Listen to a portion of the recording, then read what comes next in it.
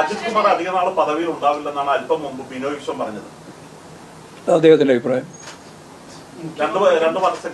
അതന്നെ, രണ്ട് അഭിപ്രായമാണ്. എന്താ പാർട്ടി, രണ്ട് പാർട്ടിയല്ലേ, അഭിപ്രായമുണ്ട്.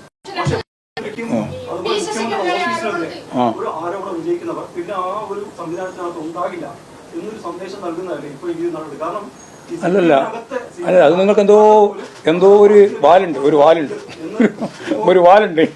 ആ ചോദ്യത്തിനൊരു വാലുണ്ട്. ആ വാലിലേക്കൊന്നും ഞാനിപ്പോൾ വരുന്നില്ല. ഉത്തരം വളരെ വ്യക്തമാണ്. ഗവൺമെൻറ്റിനും പാർട്ടിക്കുമെതിരായിട്ട് ആരോപണം ഉന്നയിക്കുന്ന ഒരാളുടെ പേരിൽ ഒരു നിലപാടും ഞങ്ങൾ സ്വീകരിക്കില്ല. ഗവൺമെൻറ്റിൻ്റെ മേലെ ആരോപണം ഉന്നയിക്കാനൊക്കെ ജനാധിപത്യ സമൂഹത്തിൻ്റെ മേലെ ആർക്കും അവകാശമുണ്ട്. എന്നാൽ ഞാൻ ഈ LDFൻ്റെ ഭാഗമായിട്ടില്ല. പിണറായി വിജയൻ എന്ന് പറഞ്ഞാൽ കരിഞ്ഞുപോയ സൂര്യനാണ് എന്നും പിന്നെ ഇത് അവസാനത്തെ മുഖ്യമന്ത്രിയാണ് എന്നും ഉൾപ്പെടെയുള്ള കാര്യങ്ങൾ പറയാൻ അയാൾക്ക് അവകാശമൊക്കെ ഉണ്ട്. പക്ഷേ അദ്ദേഹത്തിന് LDFൻ്റെ ഭാഗമായി LDF സ്വതന്ത്രൻ എന്ന MLA എന്ന രീതിയിൽ അദ്ദേഹത്തിന് അത് പറയാൻ അവകാശമുള്ളതല്ല.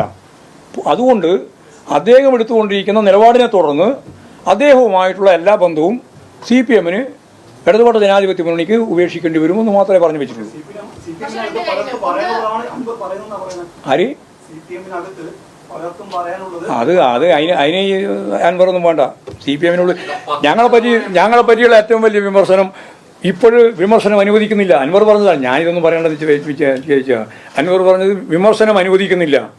നേരത്തെ നിങ്ങളെല്ലാം പറഞ്ഞു തന്നാ CPM-ൻ്റെ ബ്രാഞ്ച് സമ്മേളനങ്ങളിൽ CPM-ൻ്റെ ജില്ലാ കമ്മിറ്റിയിൽ 18ാം ലോക്സഭാ തെരഞ്ഞെടുപ്പുമായിട്ട് ബന്ധപ്പെട്ട് മുഖ്യമന്ത്രിക്കെതിരായി പാർട്ടിക്കെതിരായി വലിയ വിമർശനമാണ് നടന്നുകൊണ്ടിരിക്കുന്നത് എന്നാണ്. ഞങ്ങൾ അതും സ്വാഗതം ചെയ്തിട്ടുണ്ട്. ഞങ്ങളുടെ പാർട്ടിക്കകത്ത് നല്ല വിമർശനം വേണം. വിമർശനത്തെ നല്ലതുപോലെ സ്വാഗതം ചെയ്യുന്നവരാണ് ഞങ്ങൾ. സ്വയം വിമർശനം ഇല്ലാതിരുന്നാൽ പിന്നെ ഈ പാർട്ടിയില്ല.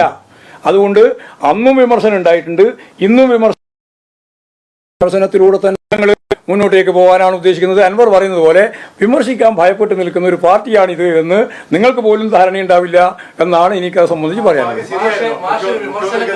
എല്ലാവർക്കും എതിരായിട്ട് വിമർശനം ഉണ്ടാകുന്നു. അതിനെന്ത് നിങ്ങൾക്ക് അത്ഭുതം?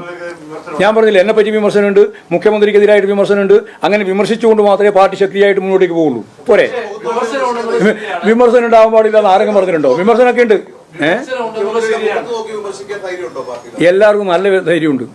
പാർട്ടിയുടെ ലക്ഷക്കണക്കിന് പാർട്ടി മെമ്പർമാർക്ക് മുഖ്യമന്ത്രിയുടെയും പാർട്ടി സെക്രട്ടറിയുടെയും അഖിലേന്ത്യാ സെക്രട്ടറി ഉണ്ടായിരുന്നപ്പോൾ അഖിലേന്ത്യാ സെക്രട്ടറിയുടെയും മുഖത്ത് നോക്കി വിമർശിക്കാനുള്ള ശേഷിയും കഴിവുമുള്ള പാർട്ടിയാണ് CPIM. അതറിയ മതിയല്ലോ. മറുപടി ഇങ്ങനെ കിട്ടിക്കഴിഞ്ഞാൽ പിന്നെ വേറെ ഒന്നും പറയണ്ട. ഇനി മുഖത്ത് നോക്കാണ്ട് മുഖത്ത് നോക്കിയിട്ടും